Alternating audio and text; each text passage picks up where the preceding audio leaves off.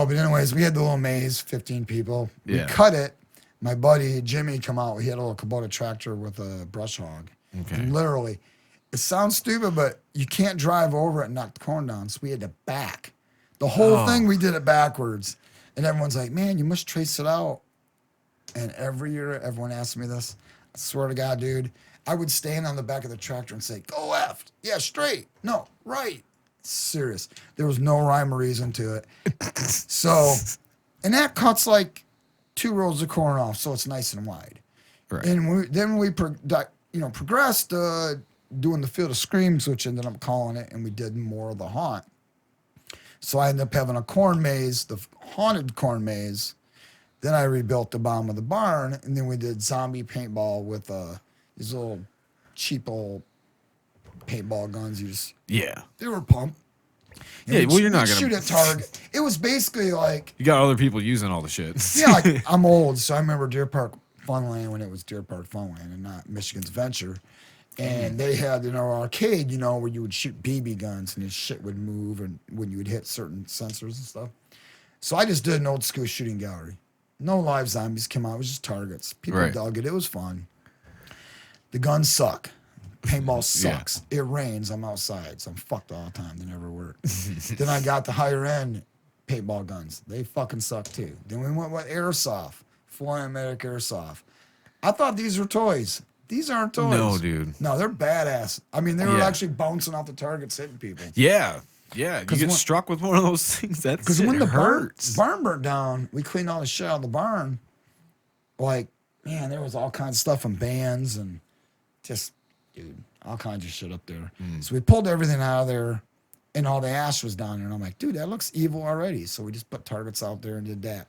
I put green hog hunting flashlights on the airsofts, so you could see. Yeah, it was actually cool. But again, I went through 65,000 BBs in 4 days the one year. And you got extra batteries you're charging.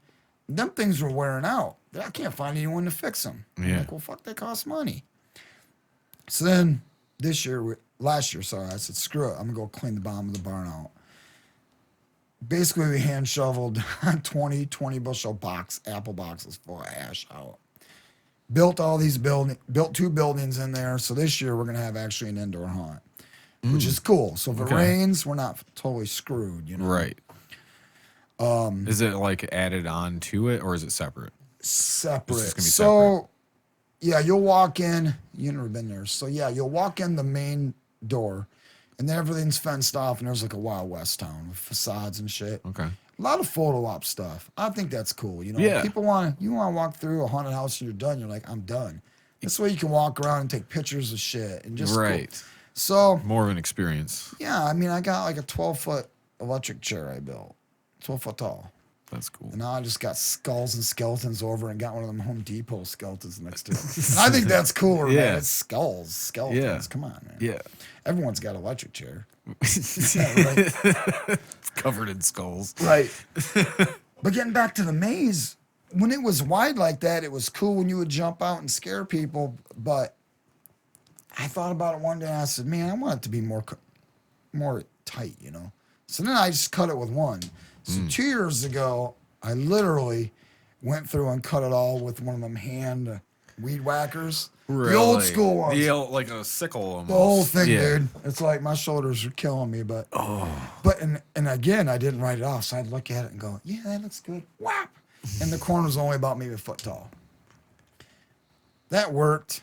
It was all right. And then this last year, we got some stuff and sprayed it and actually just killed the corn. And then I cut it.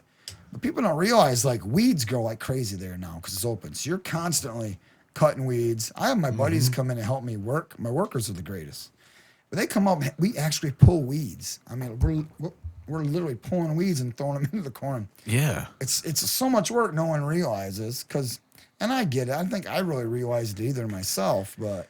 Unless you want to put even more money into it and, like, put some landscaping bullshit over it, fill it up with a bunch of mulch. I mean, you can get mulch cheap. Yeah. That's an idea. I mean, you could, and that would effectively kill everything underneath of it.